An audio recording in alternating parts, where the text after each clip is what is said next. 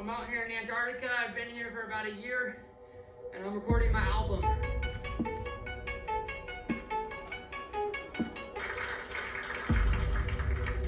up, guys? My name is Oliver. Here, this is my 64th consecutive week here in Antarctica. Give me a good judge. If I was to bet that little one looks like an entry pork right there. The one on the right, that small one, that's probably for a smaller ship. Get a close up of that. What I'd give to get a chance to go like this. Are you fucking shit? 1, 2, 3, 4, 5. I can count 5 different entry points to this alien base. This is the reason why I've stayed in Antarctica so long. Look at this fucking thing. I'm giving an interview about alien bases and one shows up right behind me. This is a daily thing. This is something that is kept me in Antarctica because I want to know more. And without the proper military support, I can't go deeper into this because this is NATO territory. It's been closed off. But a guy can wonder and a guy can watch from a distance and document. We've got multiple cameras here so that we can try to get this footage and upload this to the internet where everyone can witness this for free. We don't have to hide this anymore. I'm so sick of the government hiding what's really going on here in Antarctica. This is what's going on. Alien bases that go underwater where you have orbs, you have UFOs, you have UAPs, you have so many different types of vehicles, but this is what keeps me. And as much as I love it, I feel like maybe I've hit a threshold. Maybe at some point I can come back and work closer with more scientists. I could potentially work with the US government if they will allow me to be a lead researcher so that we can figure out what's really going on here. I think a lot of people are scared and they come at it from a fear angle. But for me, I come from an open heart and open arms. And I welcome the aliens in, and that's why I've had so many interactions with UFO ships. That's why I've seen them time after time. Because I know I have an open mind to this, but an open heart. And I know the aliens can pick up on that. Of course, there's also the walls that surround it, the flat earth theory and all that. I'm not going to get into that, but yes, we did find the wall. This is the perimeter of Antarctica. This is the perimeter of what we call the end of the flat earth. Me and John Rock climbed this about 6 months ago. We lost all the footage because there's a magnetic layer on the wall that erased all the photos. It was quite unfortunate. The wall is over 16 meters high. We tried climbing it the first time. John Rock had an asthma attack. He didn't bring his inhaler. The second time we were able to get to the top, it's literally nothing. It just stops. Flat ending. The earth ends here.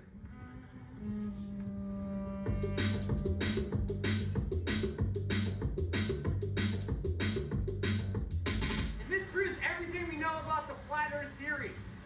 The world is not round, otherwise there wouldn't be a wall surrounding all of Antarctica. The perimeter is an entire wall. If you come here, you will see it time after time proving the world is flat. Well, there was one guy, he was one of us. He was the flat earther, and then he came out here and he was like, oh, the earth's not flat. He changed this whole thing, but that was not a real flat earther. That was a guy who was put in by the government. Undercover. He was undercover, for sure. We call him circlers. He was full of shit. He was definitely not a flat earther. If any of my guys came out here, it would take about 2 hours we would be able to prove. John Rock wrote his essay about 6 years ago about this, and he proved everything we know. It flipped the whole world on its upside down axis. We call it the Z-axis. That's the flat axis. Do you have any way of knowing how long it's been since that fell off the glacier? Or any given ice cream? I'd say probably 6 months. I had a buddy actually who found one of these. He moved into it, did a whole entire 2-month period where he just lived inside one of the caves in the glacier. You ever seen that? I have not. It's good for winter when it gets dark. So I came out here to record everything naturally, try to do found sound collage. A lot of people would consider my methods unorthodox. A lot of people would say they're unethical because I use animals without their consent, because I also am recording nature and making money off it, potentially millions, who knows. Probably the label will take all the money, so it's not a big deal. But basically I've been using an ME66 as a basic little shotgun mic, and I've been recording everything I can find. And I've recorded everything here. I'm pretty much maxed out. I've probably recorded every glacier in about a 14-mile radius around the entire peninsula. So everything Shackleton and the early expeditions touched, I've been there, I've touched it, I'm fucking over it. I've recorded every type of penguin in Antarctica. I'm done. My name is Bob Offbury. I'm a concert promoter and talent buyer. I came down here to Antarctica because I have been working with Oliver Tree and his team to produce the ICE Festival. It's IYCE Festival. I present you the man, the myth, the legend, dubstep DJ Dr. Oliver Tree.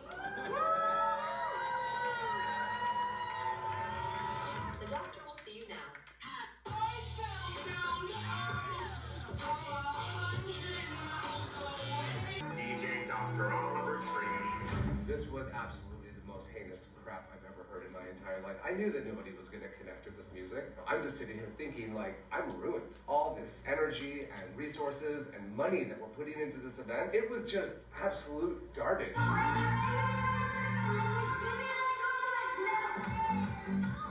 Definitely smoking something as I smelled something, but I feel like there was definitely something a little heavier at play. The thing about this too is, like, I've been producing a lot of events, and you know, we have to deal with people that are on bad trips, and we have a special space for them. And this music that he put out set people into a very, very bad place. I mean, very bad place. We had more people at this event go into bad trips that needed help than I've had in even my biggest tens of thousands person events.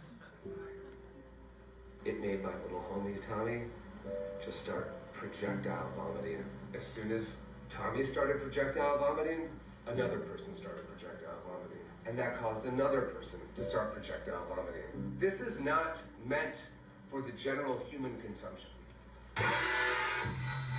We have gotten into ruinous territory. And I've had a lot of concerts over the last 23 years. Some have been amazing, some have been absolutely god-awful, and I can guarantee you this will be the worst festival and event I've ever produced in my entire life.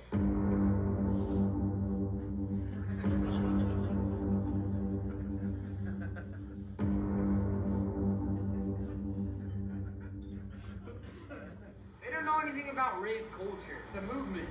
I'm just the beginning. There will be generations after generations that will come after me. I don't know, what's the question?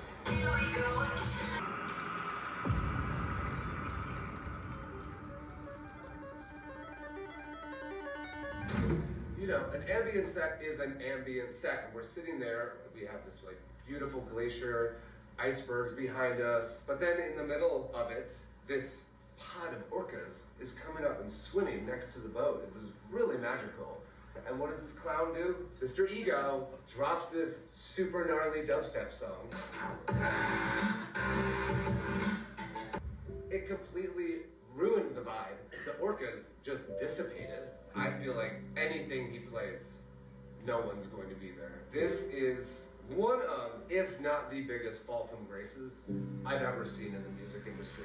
To be an explorer traveling the world is not a fall-off move. I've been dissociated away from social media. I've deleted Instagram, I've deleted TikTok, deleted all this fucking bullshit, and I've enjoyed being human and getting to know myself and spending time by myself. That is a beautiful fucking thing. So don't go for a second saying you fell off. I mean, I've seen a lot of fall-offs in the 23 years. This is going to be the end of his career. And it's sad. I really think that we really need to be watching out for him. This was my version of making it. I didn't buy a house, I didn't buy a car. I've been living on a boat in Antarctica. That's the dream come true.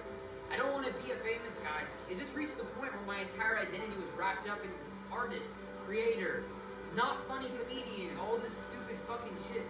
I'm so much more than that. Yeah, I did some time as a hand model. Yeah, I'm an inventor. Yeah, I'm incredibly handsome and do modeling on the side. But first and foremost, I am an explorer.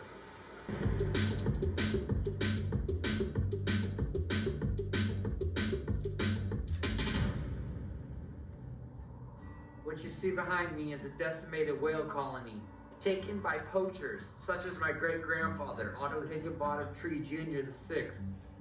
And behind me, you can see the remains of the ship that my great-grandfather took on his whaling mission, the Fair. Over 6,000 whales killed in 1 year by the man I call grandfather. There's blood on my family's hands.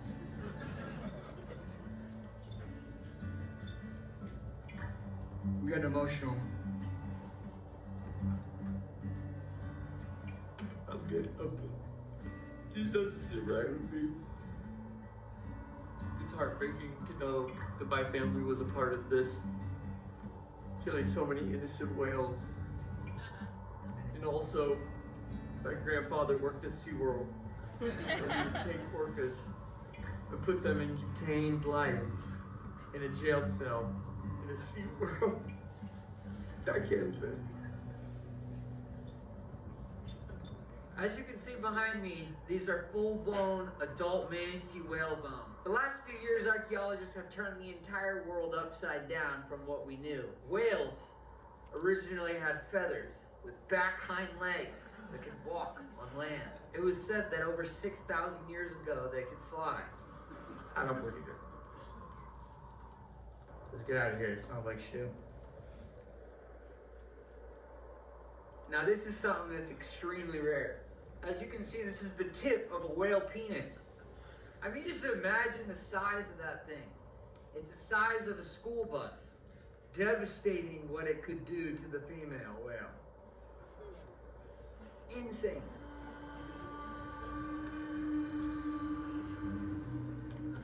After consuming their own feces, the penguins start to get dizzy and go into a dreamlike state, similar to that of ayahuasca. As you can see, they're pretty out of it at this point. These guys are nodding out right here. It's very, very, very sad to see. These are what we call penguin junkies. Consuming their own feces is what we call getting high on their own supply. In the animal kingdom, this is the last stop before death.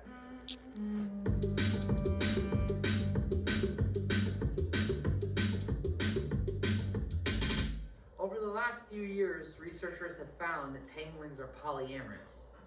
What you see behind me is a polycule, which means this is a family with multiple males, multiple females, unsure who the father is. It does not matter to the penguins. They raise each as it's their own.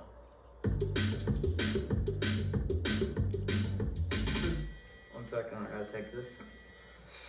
Hello? No, I can't do that because I'm in the middle of the fucking Antarctica. Yes, sir. I'm so sorry. He hung up. Is your Wi-Fi working? My Bluetooth is not connecting right now. You think you can get one of the engineers to come out here? Hello? Trying to take this call. If you look closely behind me, you can see the solar panel I had my team set up last January, as well as a Starlink internet router, which allows me to take my business calls very far from home. Jimmy! Yes, the leak is still there. No fucking more excuses. Just get rid of the fucking problem. He hung up. He fucking hung up. It's going on the other side now. Just come, quick. Can we wrap this up? I gotta go take a dump. Is there anything else? Behind me, you can see one of the most famous surf spots in all of Antarctica, known as Nantiki Bay. This was used in such surf films as Surf's Up and Surfing with the Penguins, released in 2002. Super legendary swells. Now, I know the waves look small from here, but we're about 4 miles from there. Yeah, it just looks smaller than it is. They're huge, massive. The best time to surf in Antarctica would be during the winter, which is when it's fully dark out, but we wear flashlights, we have full body gear. When we go in there, we'll be surfing between 2 in the morning, probably 11 p.m. It's pretty much an all-day thing. It's an extravaganza. Me and the boys will bring our boards out. Try to get barreled at least, a couple times. One of the better surfers out here. Some of the guys I work with, they're pretty amateur. But I also double as a surf coach, so it's something I've been kind of doing for the community at large. Just because I want to try to build the surf scene out here in Antarctica. It's pretty small, but the waves are really magnificent. Just come back in the winter when it's dark out. If you come to Antarctica to surf, make sure you do not come between the months of January through December. There's only a sweet pocket right there between December 24th and December 26th. That's the only time you're gonna get good waves out here in Nantiki Bay. Behind me, you can see the penguin polycule concubine. This is the official grand orgy of the Penguin Palace. That is not snow. Now, I'm not going to tell you what it is, but I will tell you what it isn't. Snow. Disgusting. They're filthy animals. Magnificent. Look at these 2 young chin straps walking down the Penguin Highway. It wasn't too long ago that my late mentor, Dr. Jean Rock, appointed me the guardian of the Penguin Highway. I in charge you the responsibility. Thank I you. entitle you the Penguin Guardian. Thank you so much. It's a real pleasure and an honor, Mr. Oliver. This is a very big day for me. Jean-Roch just appointed me as the Penguin Guardian. Brings a smile to my face every time I see it. Now, you'd never guess this by looking with your own naked eye, but this behind me is a rock installation titled Jean-Roch, named after my late great professor, Jean-Roch. Unfortunately, he passed in a rock climbing incident, so we built this for him. This is Le Jean-Roch. He was Frenchman. Fucking Frenchman, man, I miss him. We have just officially crossed the NATO border into Chile. I'm sorry, I'm getting hungry thinking about it. Behind me, you can see one of 17 alien base caves, which enters into what we are almost 99% sure is the entry point to Agartha, the Hollow Earth. This underground civilization, said to exist within the Earth's core, was first discovered by one of Christopher Columbus's disgruntled cronies. His former co-captain, Shepard Charlemagne, allegedly led an expedition 13 miles into this exact Antarctic snow cave on the night of April 30th, 1886. He claimed to find a mythical subterranean kingdom inhabited by enlightened lizard-like beings. Today, this so-called Hollow Earth, aka Agartha, is rumored to be a preferred vacation destination for the global elites. Get a whiff of that.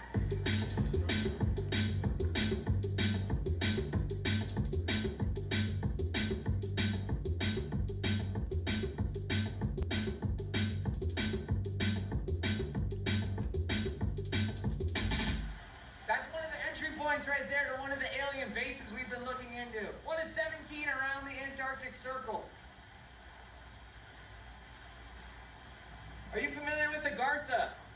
The entrance point to the Hollow Earth. I say hear about that, but I have no idea. Yeah, look into it. It's really, really important stuff.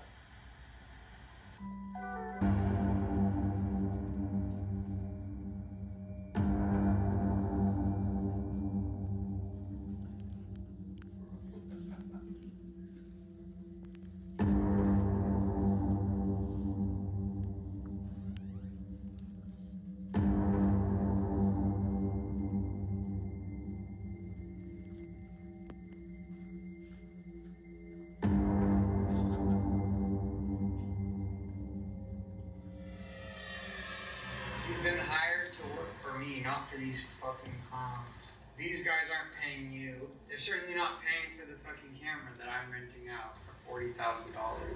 This is the same camera that NASA used to fake the moon landing. And you're just giving it willy-nilly to anybody who asks, without fucking consulting to me. How fucking pathetic are you, really? You're a megalomaniac. Dude, look at you. You're so low vibrationally. And I'm up here. You'll never be there. You'll never be at this level. And I'm humble about it. You don't hear me bragging about, oh, I'm a multi-millionaire on the road to the first 100 million. I'm just a casual guy. I just show up, polite, and you can't even fucking thank me for giving you the fucking trip of a lifetime. You're fucking pathetic. You're more fucking pathetic than my fucking parents. This is fucking bullshit. We're very concerned, but we're here to get our son and try to get him the help he needs. For whatever reason, I've always wanted to come to Antarctica since I was a small child. I have a memory about when I was 6.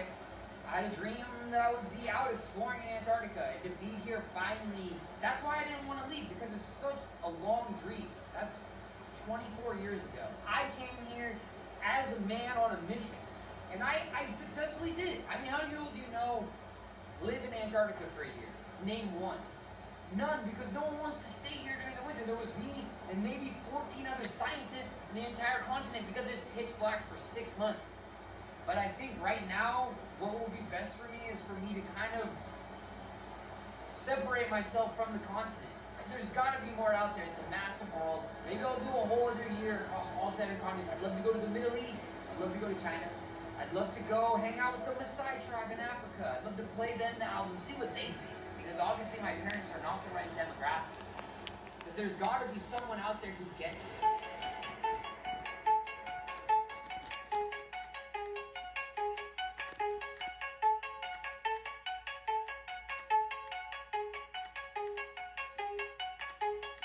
My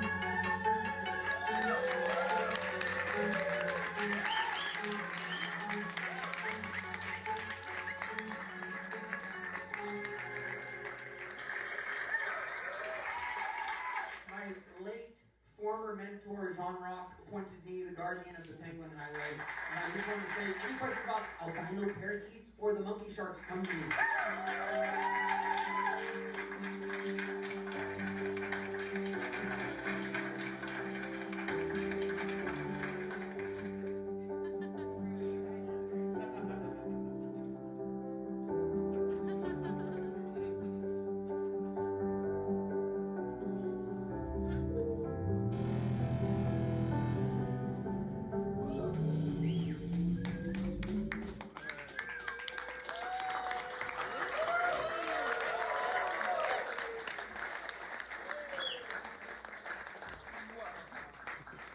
Is this thing on? Can you guys hear me? Is this thing fucking on? Alright guys, I just wanted to say thanks for bearing with me with that. I was editing it till 5 a.m. in the morning last night, so clearly this is a director's cut. I'm gonna trimmy on a lot of that. The sound was mixed by me, so it's brutal, I know, but thank you guys for bearing with me. I just wanted to say though, the whole thing with that was no budget, just a guy and his friend with a camera, just making something out of nothing, not even planning a single thing, just letting life happen. And over the course of that year, it changed my life. I made the first half of the album during that year, and then the second half I went to go travel and then basically hit 82 countries. And so what I'm gonna show you guys next is the album in its full. Also, this isn't entirely finished, but we have visuals of me and my band playing them.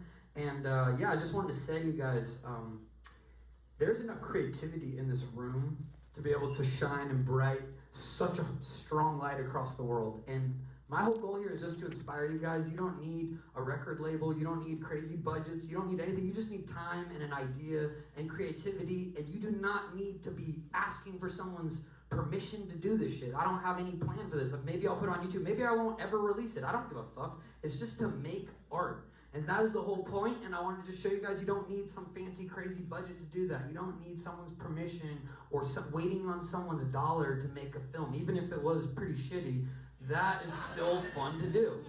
Okay, and next we're gonna get into the album. This is Love You Madly, Hate You Badly. This is a world premiere right here. Thank you guys, it comes out tonight. I'm honored.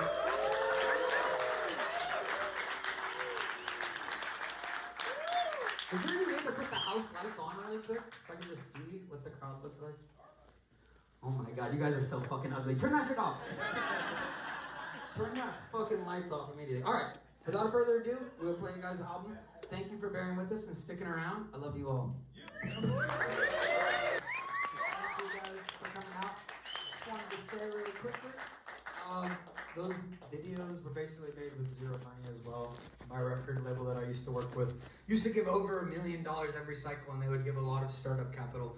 This was about $35,000, $40,000 to make all 17 of these. I just want to say you don't need to be limited by thinking you need to have all this funding to do shit. Just make things with your friends. I also want to say I want to encourage each one of you to think outside the box through the process of making this album. As I traveled to these different countries, I decided, okay, I have this recording budget. It wasn't a big recording budget, but it was one that I could figure out how to use it. And the money kept falling through my hands. Basically, it would go to the studio I would rent out. Let's just say the studio is approximately like $2,200 a day. So my engineer was about $700 a day. With that amount for $3,000, I could basically fly to South Africa, I could fly to Colombia, I could fly to a country over in the Middle East, and I could be staying there for 4 or 5 days. I could make 4 or 5 songs, then I could go back to America if I chose to, or just keep going. So I figured out how to make the budget work better for me, but I just want to encourage you guys to think about new ways to come outside the box. Like this art was made, this album was made with no band. It was made with no other producers. I just self-wrote it, self-produced it. I had a $600 microphone and a $150 interface that I fucking recorded this shit in fucking hotel rooms. So I just want to say, you don't need the fancy shit. You don't need all the fucking big budget stuff. Just make art. And this shit is most raw and most authentically me. You know, I've had all these characters, even things I just said, I'm losing the characters this time. I want to just be myself. And I want to encourage you guys to do the same. I love you. Thank you so much for coming. Peace.